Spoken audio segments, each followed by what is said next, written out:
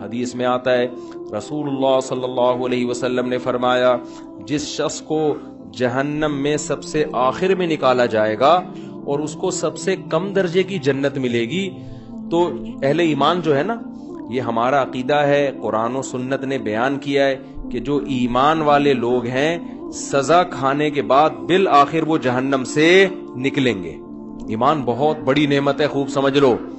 انسان عمل میں کتنا ہی خراب کیوں نہ ہو، لیکن جب تک وہ مومن ہے، ایک اللہ کا قائل، پیغمبر صلی اللہ علیہ وسلم کی ختم نبوت کا قائل، اسلام کو برحق سمجھتا ہے اور کلمے کو مانتا ہے، تو کیسا ہی برا عمل کرے سزا کھانے کے بعد بالآخر جہنم سے نکلے گا۔ اس پہ اللہ رسول نے بہت واضح طور پہ بتا دیا ہے کیوں نکلے گا، یہ بھی حدیث میں آتا ہے۔ حدیث میں آتا ہے کہ جب گناہگار مسلمان جنہوں نے زنا کیا، نمازیں چھوڑی، شرابیں پی، جب جہنم میں جلیں گے نا طویل عرصے تک، تو کافر ان سے کہے گا کہ تمہارے ایمان نے، تمہارے مسلمان ہونے نے تمہیں کوئی فائدہ نہیں پہنچایا، تم تو ہماری طرح ہی ہو، ہم بھی جل رہے ہیں، تم بھی جل رہے ہو، تو ہم تو غیر مسلم تھے، تم مسلم ہو، تو تمہارے مسلم ہونے کا شناختی کارڈ میں بس تم نے مسلمان لکھوا لیا تھا، تو فائدہ کیا ہوا؟ تم بھی وہی ہم بھی وہی، تو تم خدا کو مانتے تھے، اس سے تمہیں ملا کیا؟ نبی صلی اللہ علیہ وسلم نے فرمایا جب کافر مسلمان کو یہ طعنہ دے گا اللہ کو غیرت آئے گی، غضب آئے گا، اور اللہ کہے گا یہ کیسے ہو سکتا ہے کہ جو مجھے مانتے تھے، جو میرے حبیب صلی اللہ علیہ وسلم پر اور پیغمبروں پر ایمان رکھتے تھے، جو موسیٰ کو اللہ کا نبی مانتے، عیسیٰ کو اللہ کا نبی مانتے، ابراہیم کو اللہ کا خلیل مانتے، آدم کو اللہ کا نبی مانتے، محمد صلی اللہ علیہ وسلم کو اللہ کا نبی مانتے، قرآن کو میرا کلام مانتے، جو مانتے تھے نماز پڑھنی چاہیے پڑھتے نہیں تھے، جو مانتے تھے شراب نہیں پینی چاہیے پی رہے تھے، لیکن مانتے تھے پینی نہیں چاہیے، اس کو اچھا نہیں قرار دیتے تھے۔ ایمان کسے کہتے ہیں؟ برائی کو برائی سمجھو آپ۔ جو مانتے تھے بھائی نشہ نہیں کرنا چاہیے، کرتے تھے، گناہگار سمجھتے تھے اپنے آپ کو، جو بد نظری کرتے تھے لیکن وہ مانتے تھے کہ یہ اچھا کام نہیں ہے۔ کافر کسے کہتے ہیں پتہ ہے؟ برائی کرتا ہے اور کہتے ہیں اس میں حرج کیا ہے، اس کو کافر کہتے ہیں۔ شراب پیتا ہے، بولتا ہے بھائی میں پیتا ہوں، تیرے کو کیا تکلیف ہے؟ پیتا ہوں تو کیا ہے، اس میں کیا خرابی ہے؟ یہ تو مولویوں نے بولا ہوا ہے کہ نہیں پیو نہیں پیو، اسے کیا کہتے ہیں؟ یہ مسلمان ہے کافر ہے؟ بول لو نا یار، کیا ہو گیا یار؟ گناہ کو حلال سمجھ کے کرنا، گناہ کو برا سمجھ کے نہ کرنا، یہ عمل کیا کہلاتا ہے؟ کفر۔ ماں باپ کو اولڈ ہاؤس میں جمع کرا دیا، جیسے ہوتا ہے باہر ملکوں میں، بوڑھا ہو گیا ابا چل بھائی تو ایدی سینٹر میں جا یار، ان سے بولو یار یہ غلط ہے نہیں کرو، تو کہہ رہے ہیں کیا ہے اس میں یار، وہاں زیادہ اچھی کیئر ہو رہی ہے اس کی، تو اس میں کیا ہے؟ باپ سے بدتمیزی سے بات کر رہا ہے، اسے بولو بھائی، آج کسی کو بولو، کہہ رہے کیا ہے میرا باپ ہے تجھے کیا تکلیف ہے؟ اس کا مطلب یہ برائی کو کیا کر رہا ہے؟ اچھا سمجھ کے کر رہا ہے۔ اور ایک وہ ہوتا ہے کہ اس کو کافر کہتے ہیں، ایک وہ ہوتا ہے جب آپ ہندوؤں میں بیان کرو کہ گرل فرینڈ مت بناؤ، کہنے کیوں نہیں بنایا بھائی، کیا ہے گرل فرینڈ میں کیا خرابی ہے؟ تو برائی کو وہ کیا سمجھ رہے ہیں؟ اس کو برائی نہیں سمجھتے۔ مسلمان نے گرل فرینڈ رکھی ہوئی ہے، اس کو بولیں گے بھائی یہ حرام ہے، تو اس کو تھوڑا سا ندامت کا احساس ہوگا، یار کام میں کیا کر رہا ہوں، غلط۔ نکاح پیغمبروں کی سنت ہے، گرل فرینڈ رکھنا یہ کافروں کی سنت ہے، زنا کرنا یہ گندا عمل ہے، یہ پاکیزہ عمل نہیں ہے۔ نبی صلی اللہ علیہ وسلم نے معراج کی رات میں کچھ لوگوں کو دیکھا، ننگے مرد اور ننگی عورتیں آگ میں جل رہے ہیں، اور شعلے اوپر جاتے ہیں تو وہ ننگے جسموں کے ساتھ اوپر جاتے ہیں۔ آپ نے جبریل سے پوچھا یہ کون لوگ ہیں؟ تو جبریل نے کہا یہ آپ کی امت کے زنا کرنے والے مرد اور زنا کرنے والی عورتیں، دونوں کو برہنہ کر کے اللہ نے ایک ساتھ آگ میں پھینک دیا ہے۔ جس عورت کے ساتھ زنا کیا اس عورت کو بھی اسی آگ میں برہنہ کر کے، اور جس نے زنا کیا اس کو بھی اللہ اسی آگ میں ڈالے گا، زنا جس نے زنا کیا۔ سمجھ رہے ہو کہ نہیں سمجھ رہے؟ تو مسلمان گناہ کرتا ہے لیکن اس پہ اس کو ندامت کہ غلط کر رہا ہوں میں، تو اس گناہ کی سزا یہ اس کو ملے گی۔ لیکن اگر توبہ نہ کی، اس نے توبہ کر لی تو اللہ معاف کرنے والا ہے۔ توبہ کیے بغیر، سچی توبہ کیے بغیر اگر چلا گیا دنیا سے، تو قرآن نے جو اصول اور ضابطہ بیان کیا اس کو سزا ملے گی۔ اب یہ بھی اسی آگ میں جلے گا، کافر بھی جلے گا۔ تو حدیث میں آتا ہے کافر ایک دن اس کو طعنہ دے گا اور کہے گا کہ تمہیں تمہارے ایمان نے کوئی فائدہ نہیں پہنچایا، تم اللہ کو مانتے تھے، ہم پتھروں کے بنے ہوئے بتوں کو مانتے تھے، تو کیا فائدہ ہوا؟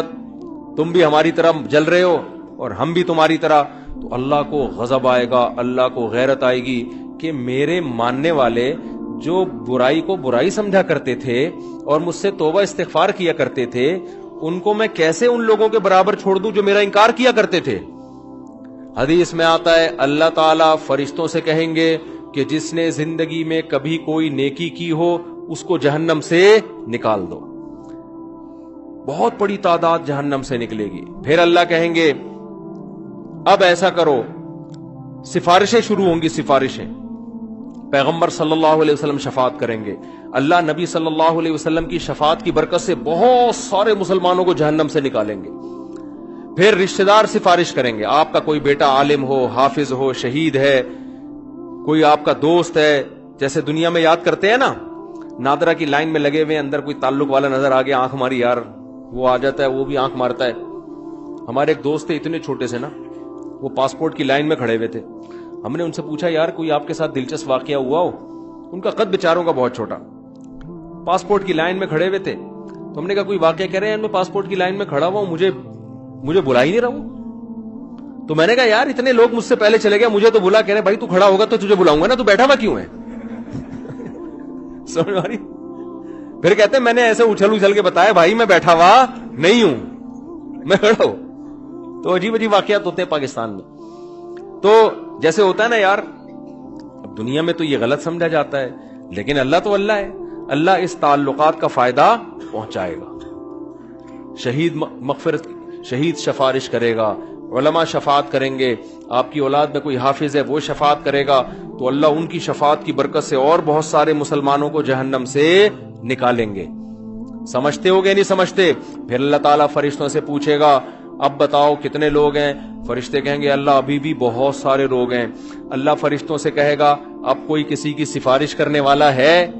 فرشتے کہیں گے اللہ اب کوئی سفارش کرنے والا نہیں ہے. سب کے جتنے ریلیٹو تھے سب نے نکال لی. اب یہ وہ لوگ پڑے ہوئے جن کا کوئی ریلیٹو بھی انسان کا بچہ، اپنے الفاظ میں کہہ رہا ہوں میں، کوئی حافظ عالم کوئی بزرگ کوئی ہے ہی نہیں. سارے وہی جو برے ماحول میں سب دائیں بائیں برے لوگ ہی تھے. تو اللہ جواب میں کیا کہیں گے؟ هل يبقى الا الرحمن، کہ رحمان تو باقی ہے نا. جب پیغمبر کو اپنی امت پہ ترس آ سکتا ہے، دوستوں کو دوستوں پہ ترس آ سکتا ہے، اولاد کو ماں باپ پہ، ماں باپ کو اولاد پہ، شوہر کو بیوی پہ، بیوی کو شوہر پہ ترس آ سکتا ہے، اور مجھ سے سفارش کر کے نکلوا رہے ہیں، تو میرا بھی تو اپنی بندوں سے خالق اور مخلوق کا تعلق ہے، تو میں بھی تو نکالوں گا نا. تو اب کوئی سفارش کرنے والا نہیں ہے. تو من کان فی قلبہ مثقال حبۃ من خردل من ایمان، جس کے دل میں رائی کے دانے کے برابر بھی ایمان ہے، اللہ فرشتوں سے کہیں گے اس کو بھی نکال کے لے آؤ. اس کو بھی نکال کے. ایمان کا مطلب پہلے سمجھ گئے؟ جو گناہ کرتا ہے اور فخر کرتا ہے وہ ایمان والا نہیں ہے. وہ ایمان والا نہیں ہے اللہ کی نظر میں، وہ تو کافر ہے. تو حدیث میں آتا ہے، بہت اہم حدیث ہے، خوب غور سے سنیں. اللہ ایک وہ جو ہے نا فرشتہ پھر نکالنا شروع کرے گا، یہاں تک کہ جو سب سے آخر میں جہنم سے نکلے گا وہ سب سے بدبخت ترین انسان ہوگا کہ نہیں ہوگا؟ سب سے زیادہ اس کے اعمال کالے تھے، صرف ایک ایمان کی دولت لے کر گیا وہ. تو نبی صلی اللہ علیہ وسلم نے فرمایا کہ جب اللہ تعالیٰ اس کو نکالیں گے. اس حدیث کے راوی ہے عبداللہ ابن مسعود رضی اللہ تعالی عنہ. حضرت عبداللہ بن مسعود کا حلقہ کوفہ میں لگا ہوا ہے، شاگرد بیٹھے ہوئے ہیں، حضرت عبداللہ بن مسعود ان کو یہ حدیث سنا رہے ہیں کہ اللہ تعالیٰ جب اس کو آخری فرد کو نکالیں گے نا، سب سے لاسٹ میں نکلے گا وہ، پتہ نہیں کیا ہوگا وہ، آپ خود سوچ لو. سب سے آخر میں نکلے گا وہ، تو وہ کہے گا کہ میرا رخ اس جہنم سے پھیر دیا جائے. اس سے نفرت ہوگی آگ سے، اللہ اس کا رخ پھیریں گے. پھر اللہ اس سے کہیں گے بتا تو کیا چاہتا ہے، بتا تو کیا چاہتا ہے. حدیث میں آتا ہے کہ جس طرف رخ کرے گا نا اس طرف جنت ہوگی. تو وہ اللہ سے کہے گا کہ اے اللہ، یہ جو اتنی خوشنما جنت جس کے بارے میں قرآن کہتا ہے ما لا عین رأت ولا اذن سمعت ولا خطر علی قلب بشر، ایسی نعمتیں میں نے اپنے بندوں کے لیے تیار کر کے رکھی ہیں جو نہ کسی آنکھ نے دیکھی، نہ ان کی حقیقت کسی کان نے سنی، نہ ان کا تصور کبھی کسی دل میں گزرا ہے. آپ عیاشی کا تصور کرو نا، آپ کا تصور جہاں جا کے ختم ہوگا نا، جنت اس سے بھی اوپر کی چیز ہے. حدیث میں آتا ہے عبداللہ بن مسعود رضی اللہ تعالیٰ عنہ فرماتے ہیں کہ جو سب سے آخر میں جہنم سے نکلے گا اللہ اس سے پوچھیں گے بتا کیا چاہتا ہے. وہ کہے گا اے اللہ یہ جو جنت کی ہوائیں آ رہی ہیں بس اس کے قریب تھوڑا سا مجھے لے جا, مجھے تیرے جلال کی قسم اس کے علاوہ تجھ سے میں کچھ بھی نہیں مانگوں گا. اللہ کہیں گے وعدہ کر, حدیث کا مفہوم اپنے الفاظ میں پیش کر رہا ہوں کہ مزید کچھ نہیں مانگنا. کہے گا کچھ بھی نہیں مانگوں گا. اس کو اتنی حسین جنت نظر آئے گی نا, وہ کہے گا بس اس کے قریب بھی پہنچ جائے نا وہ بہت ہے میرے لیے. جب قریب جائے گا تو اور جنت کی خوشبوئیں اور ہوائیں آنا شروع, تو تھوڑی دیر میں برداشت سے باہر ہو جائے گا معاملہ. پھر وہ اللہ سے کہے گا اے اللہ یہ جو دروازہ ہے نا جنت کا بس یہاں تک پہنچا دے. اللہ کہے گا تو نے مجھ سے وعدہ کیا تھا مزید کچھ نہیں مانگوں گا. کہے گا اللہ میں نے وعدہ تو کیا تھا بس یہ میرا سچی مچی کا وعدہ ہے, یہاں تک پہنچا دے, اس کے بعد میں تجھ سے کچھ بھی نہیں. غالباً حدیث میں آتا ہے ایک درخت اللہ جنت کا لگائیں گے باہر, درخت ہوگا جنت کا, کہے گا اس درخت میں پہنچا دے, اتنا حسین خوبصورت درخت ہوگا وہ. حدیث میں آتا ہے اللہ یہ بات جانتے ہوں گے کہ یہ معذور ہے, حالانکہ اللہ سے معاہدہ کر کے توڑنا کتنا بڑا جرم ہے نا, لیکن اللہ کو پتا ہوگا میں نے اتنا حسین درخت جنت کے قریب لگایا ہے کہ یہ شخص کوئی بھی ہوتا نا, کتنا نیک سے نیک آدمی ہوتا جس نے زندگی میں کبھی معاہدہ نہیں توڑا, آج وہ بھی معاہدہ توڑ دیتا. اس میں اٹریکشن اتنی ہے. تو ایک درخت جب وہ وہاں پہنچے گا اب جنت کے بالکل قریب ہو گیا, اب وہاں سے جنت کی ہوائیں آ رہی ہیں, مشک و عنبر کی ہوائیں آ رہی ہیں. وہ کہے گا تھوڑی دیر تو برداشت کرے گا, اس کے بعد کہے گا اے اللہ بس تو مجھے اس کے دروازے تک پہنچا دے, میرا پکا اور سچا وعدہ, اس کے بعد میں تجھ سے کچھ بھی نہیں مانگوں. اللہ کہیں گے تو نے تو وعدہ کیا تھا مجھ سے. وہ کہے گا مجھے اچھی طرح یاد ہے میں نے وعدہ کیا تھا. وعدہ خلافی کرنا بہت بڑا گناہ ہے, اور اللہ سے وعدہ کر کے جھوٹ بولنا تو بہت بڑا گناہ ہے. بس ایک دفعہ ہے بھائی اس کے بعد کبھی نہیں مانگوں گا. حدیث میں آتا ہے اللہ جانتے ہوں گے کہ یہ معذور ہے, کوئی بھی اس کی جگہ ہوتا تو جنت میں اٹریکشن اتنی ہے, دروازے پہ پہنچ جائے گا, اب تو اور قریب ہو گیا نا. تو وہ کہے گا اے اللہ اندر داخل کر دے, پکا وعدہ, اس کے بعد میں تجھ سے کچھ بھی بولو نہیں مانگوں گا. اللہ کہے گا تو نے وعدہ کیا تھا, کہے گا وعدہ کیا تھا, اب میں بالکل سچی مچی کا وعدہ کر رہا ہوں, بالکل پکا ڈھکا وعدہ کر رہا ہوں, اس کے بعد کچھ نہیں مانگوں گا. حدیث کا آخر میں الفاظ یہ ہیں کہ جب اللہ اس کو جنت میں داخل کر دے گا نا, تو وہ جب اندر جا کے دیکھے گا او بھئی ایسے دودھ کی نہریں, شراب کی نہریں, حورے, کراچی کے لونڈے لپاڑوں کو تو ایک حوری دکھا دو نا کافی ہے ان کے لیے. اور یہ تم گٹکے کھا رہے ہو نا, حور تو دور کی بات, ان دنیا کی عورتوں کے قابل نہیں بچو گے تم. یہ بیڑا غرق کر دیتا ہے یہ گٹکا. ہمارے ایک دوست بہت سگریٹ پیتے تھے, شادی نہیں کرتے تھے. میں نے کہا یار اب شادی کیوں نہیں کرے گا, نا دھواں نکلے گا اور کچھ بھی نہیں بچا میرے اندر. وہ بالکل نا ہڈیوں کا ڈھانچہ بن گئے, کہہ رہے اب دھواں ہی رہ گیا. تو یہ گٹکے ہی نہ ہو, تھوڑا صحت بناؤ یار, سمجھ رہے ہو, کچھ صحت بناؤ. تو اس گٹکے کے ساتھ حور ملے گی بھی کیسے تمہیں؟ حور خود وہ انکار کر دے گی اللہ اس کے نیک عمل کی وجہ سے میں اس کو مل رہی ہوں, میں نے کون سا گناہ کیا تھا تو مجھے اس کے حوالے کر رہا ہے, کیا خیال ہے؟ تو پہلے گٹکے والوں کو تیزاب سے کلیاں کروائی جائیں گی, اور تیزاب جنت میں نہیں ہوگا. تیزاب کے لیے جہنم میں نہ جانا پڑے کہیں خدا نخواستہ.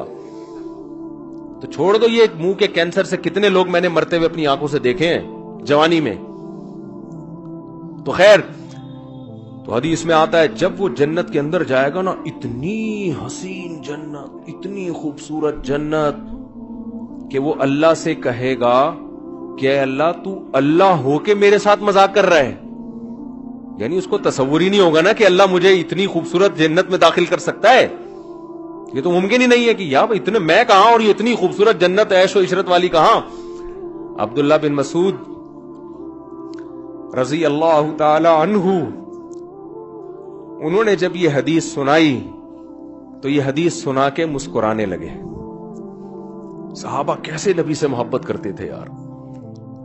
یعنی نبی صلی اللہ علیہ وسلم نے حدیثیں سناتے وقت جو انداز تھا نا, صحابہ کوشش کرتے تھے پیغمبر کا قول سناتے ہوئے ہمارا انداز بھی وہی ہو جائے.